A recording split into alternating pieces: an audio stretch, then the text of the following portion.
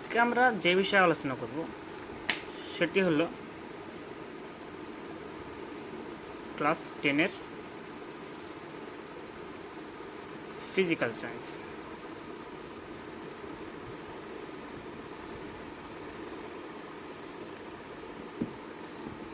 যার মধ্যে আমরা আলোচনা করবো যে ফিজিক্স। তো এই ফিজিক্সেরই আমরা চ্যাপ্টার 2, যেটা বিহেভিয়ার অফ গ্যাসেস, এই চ্যাপ্টার 2-এর নাম। আমরা এটা নিয়ে আলোচনা করবো আজ। এই চ্যাপ্টারে আগে আমি অনেক ভিডিও বানিয়েছি, আর আজকে আমি এটার চার্লস ল নিয়ে আলোচনা করব,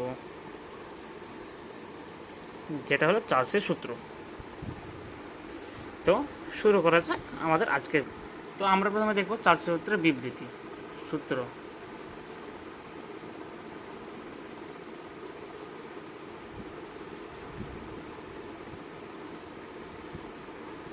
চার্লসের সূত্র।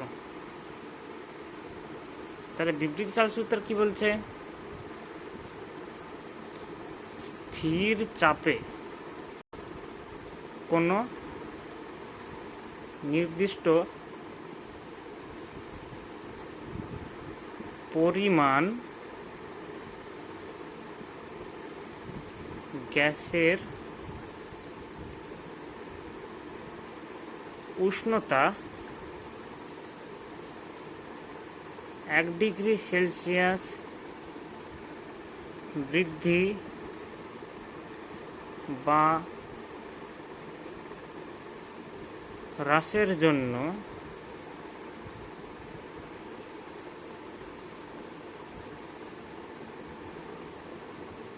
সেই গ্যাসের আয়তন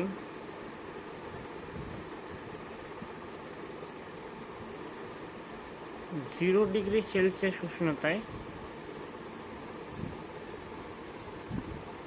সেই গ্যাসের আয়তনের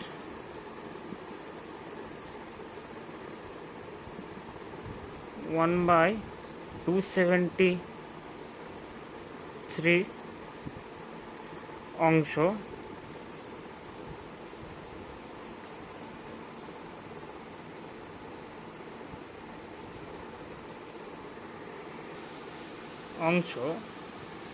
বৃদ্ধি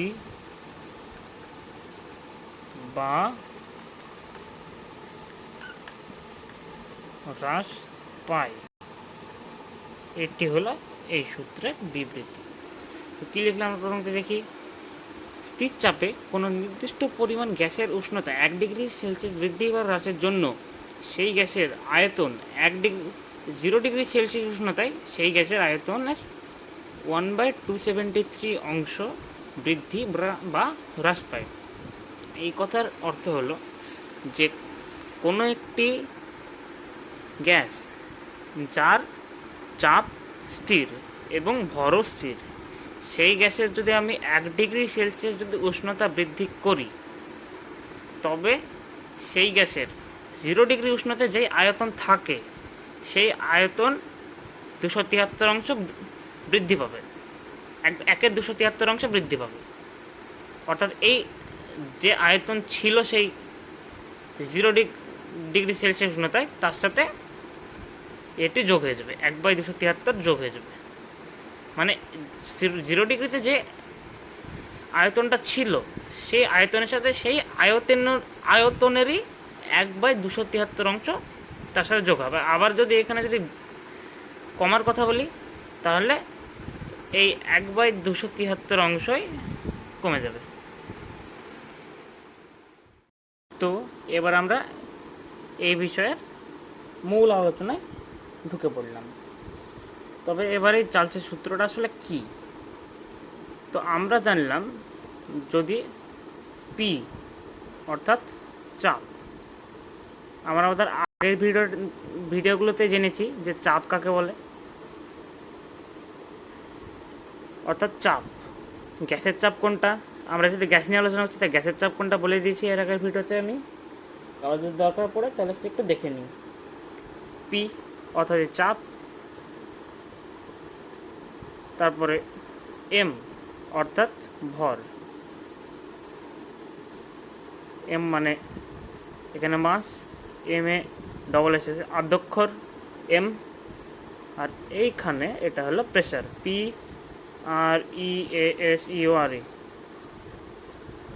প্রেশারের আদ্যক্ষর পি। এবার মনে রাখলে আমাদের একটু সহজ হবে। তাহলে এই দুটি এখানে অর্থাৎ কি, পি অর্থাৎ pressure and M small M, capital P and small N, এইখানে এই দুটি হলো কনস্ট্যান্ট। অর্থাৎ কনস্ট্যান্ট মানে কথার মানে হলো যে এই দুটি এইখানে পরিবর্তন হবে না। তাহলে সূত্রটি আমাদেরকে বলছে যে 1 ডিগ্রি সেলসিয়াস উষ্ণতা যদি আমি বৃদ্ধি করি, তাহলে আয়তন V0-তে যা ছিল তার থেকে এই উষ্ণতারই, যদি V0 হয় তবে এই উষ্ণতারই সেটি 1/273, অর্থাৎ V0 1/273 মানে V/273 অংশ বৃদ্ধি হবে। তবে এটি 1 ডিগ্রি ক্ষেত্রে। তাহলে আমরা এখানে লিখতে পারি 1 ডিগ্রি সেলসিয়াস বৃদ্ধির ক্ষেত্রে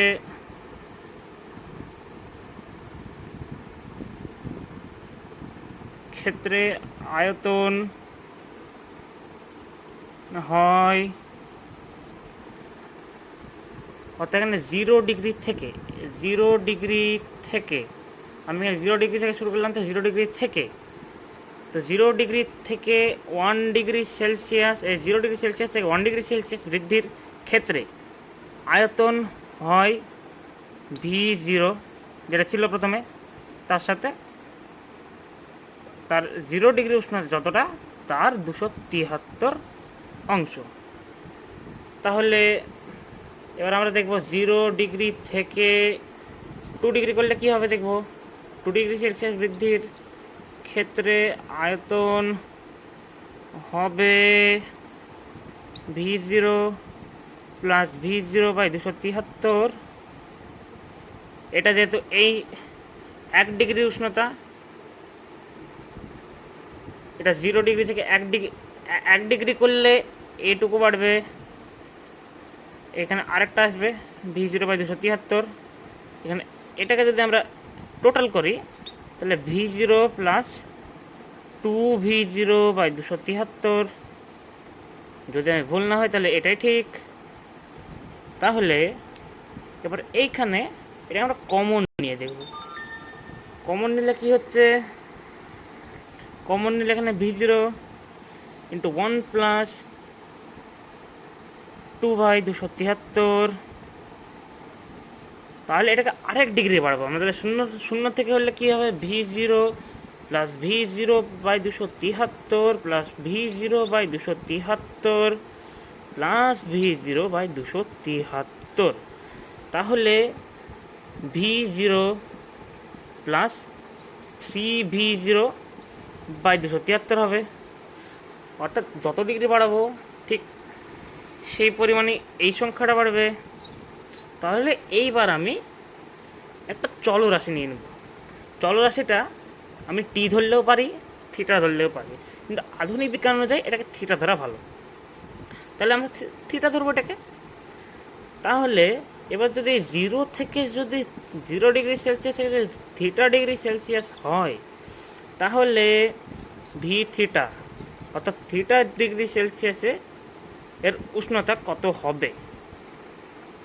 এর উষ্ণতা, এর আয়তন তাহলে কি হবে, V0 plus V0/273 plus V0/273,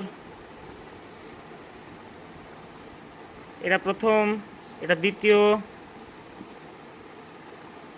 তারপরে plus dot dot dot dot dot dot dot, তারপর এখানে আসবে এটা V0/273, এটা আসবে থিটা মাইনাস 1তম, তারপর এখানে আসবে V0/273 থিটাতম। তাহলে এইগুলোকে যদি আমরা যোগ করি, এখানে যেহেতু আমরা দেখেছি দুটোকে যোগ না করে যদি আমরা যদি 2 দিয়ে যদি গুণ করে দিই, এটাকে যোগের সব থেকে ছোট প্রক্রিয়া হলো গুণ। তাহলে এটাকে তাহলে ভি থিটাকে তাহলে আমরা লিখতে পারবো V0 plus V0 theta, of course লিখতে পারবো আমরা V0 থিটা বাই 273। তাহলে এবার V0 কমন নিলে কী থাকে আমাদের, V0 into 1 plus theta by 273। এবার মাইনাসের ক্ষেত্রে যদি করি আমরা, তাহলে কি হবে, মাইনাস, এটাও মাইনাস, তাহলে ডট ডট, তাহলে এখানেও minus, dot dot dot dot dot dot dot dot, যা ছিল তাই। এখানে একটা প্লাস হবে, এইখানে একটা প্লাস হবে, এইখানে একটা মাইনাস হবে, এখানে একটা মাইনাস হবে। তাহলে এইখানে আমরা প্লাস মাইনাস দিয়ে দিতে পারি, অর্থাৎ এটাই হলো চার্লসের সূত্রের গাণিতিক রূপ। তাহলে আমি এখানে লিখে দিই এটা,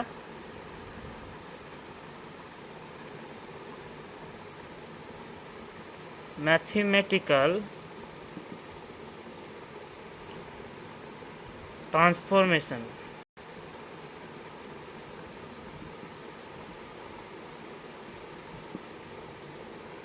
of Charles' law is V theta equal to V0 into 1 plus theta by 273। बस এইটুকু আমরা দেখে নিলাম।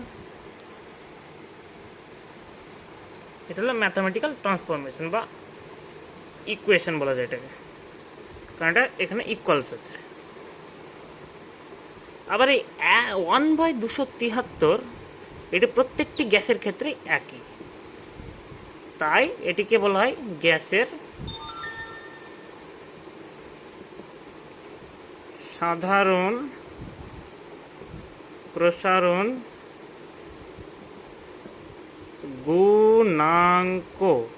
আমরা যখন তাপ চ্যাপ্টারে ঢুকবো তখন আমরা দেখবো প্রসারণ গুণাঙ্ক কাকে বলে। তার জন্য এইটুকুকে আমরা এইখানে রেখে দিলাম। এরা তার সাধারণ আয়তন প্রসারণ গুণাঙ্ক। তাহলে আমি ভিডিওটিকে পজ করে একটি এক্স অক্ষ এবং ওয়াই অক্ষ বানিয়ে নিচ্ছি, যাতে এই লেখচিত্রটি তোমাদের বুঝতে সুবিধা হয়। তাহলে এইখান থেকে এবার আমরা শুরু করি। এটি একটি নির্দিষ্ট উষ্ণতা, যেটাকে আমরা বলবো V0, যেখানে চাপ স্থির আছে। এটা সব কিছুর ক্ষেত্রে চাপ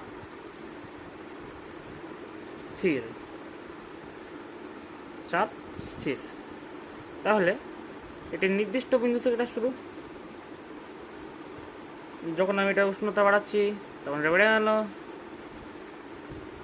আবার এইখানে এইখানে এইখানে এইখানে এইভাবে এই দিকে চলে গেল। কিন্তু যখন এটাকে আমরা পেছন দিকে বাড়াবো অর্থাৎ কমাবো যখন আমরা, তখন দেখতে পাবো একটি বিশেষ উষ্ণতা -273 ডিগ্রি সেলসিয়াস এসে এটি শূন্য হয়ে গেল। এটি একটি বিশেষ উষ্ণতা, যেখানে বলা যায় যে এই গ্যাসের আয়তন লোপ পেয়ে গেছে। তো এই -273 ডিগ্রি সেলসিয়াস এই উষ্ণতাটিকে আমরা পরম শূন্য তাপমাত্রা নামে চিনে থাকি। অর্থাৎ যদি আমরা এইটিকে যুক্ত করে দিই, তাহলে এটি অবশ্যই একটি নির্দিষ্ট জায়গা থেকে বেড়ে যাবে, কিন্তু এটি একটি নির্দিষ্ট উষ্ণতা থেকে একটি নির্দিষ্ট উষ্ণতা এসে লোপ পেয়ে যাবে। আর এই স্লোপ, এই নতিটি অর্থাৎ এটি একটি নির্দিষ্ট বিন্দুগামী সরলরেখা হবে, এর লেখচিত্র। অর্থাৎ এটাকে আমরা এরকমভাবে দেখাতে পারি, অর্থাৎ এর লেখচিত্র হবে এটুকু।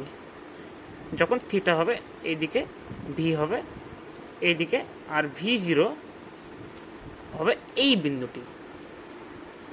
অর্থাৎ তাহলে আমরা বুঝতে পারলাম এই জায়গাটা। তাহলে আমরা একটি ছোট্ট আলোচনা এবার সেরে নেব। এই আলোচনাটি সাধারণত করা হয় না আমি ভিডিওতে, তাই সামান্য একটু সময়ের এইটুকু করে দিলাম, যেটি হলো ভরের সম্পর্ক। চার্লস এবং বয়েলের সূত্রতে আমরা দেখেছি ভর এম। তো এই ভর হলো প্রত্যেকটি জিনিসের স্বকীয় ধর্ম। সে হালকা হোক, পাতলা হোক, কোনো ওজন না থাক মনে হোক, কিন্তু তাতেও ভর আছে। যাতে পরমাণু আছে তাতেই ভর আছে। আমরা কিছু বছর আগেও জানতাম যে ভর অবিনশ্বর, কিন্তু বিজ্ঞানী অ্যালবার্ট আইনস্টাইন একজন ইহুদি বিজ্ঞানী, এটি আবিষ্কার করেন যে কোনো একটি বস্তু থেকে, মানে যদি বিক্রিয়াটি যদি হয় A + B, তাহলে যখন আমরা ইকুয়ালস চিহ্ন দেব, দিয়ে বিক্রিয়াটি যখন সমতুল্য করব, তখন C + D যখন উৎপন্ন হবে, তখন তার সাথে কিছুটা শক্তি উৎপন্ন হয়। সেটা যেইভাবেই হোক কিছুটা শক্তি উৎপন্ন হবে। অর্থাৎ আমরা এইটা বলতে পারি যে ভর, অর্থাৎ এই মহাবিশ্বে ভর এবং শক্তি এই দুটি হলো সবসময় কনস্ট্যান্ট। অর্থাৎ এই দুটির যোগফল সবসময় সমান। ভরকে শক্তিতে এবং শক্তিকে ভরে রূপান্তর করা যায়, এবং এর জন্যেই তিনি সূত্র দেন, ই যদি শক্তি হয় এবং এম যদি ভর হয় এবং সি যদি শূন্য মাধ্যমে আলোর বেগ হয়,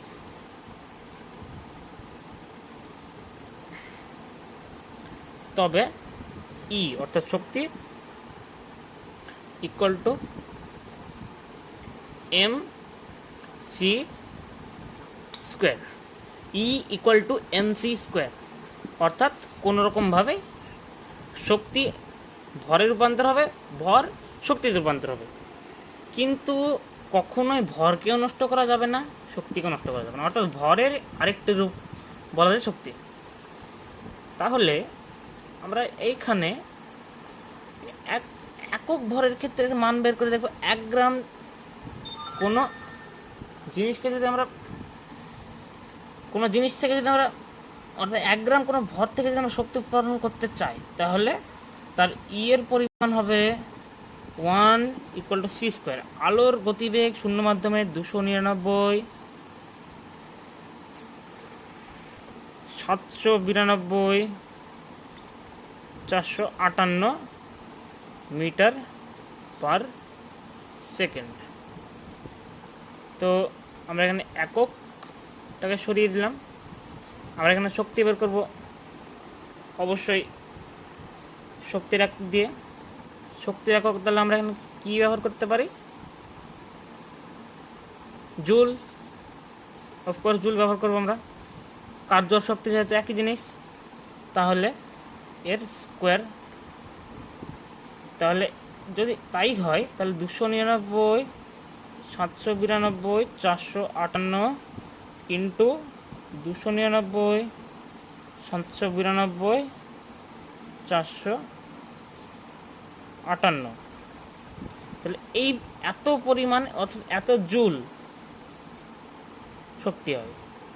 এই হিসাবটি অর্থাৎ 299, 792, 458 স্কোয়ার কত হবে, এটা থাকলো আমার ভিউয়ারদের কাজ।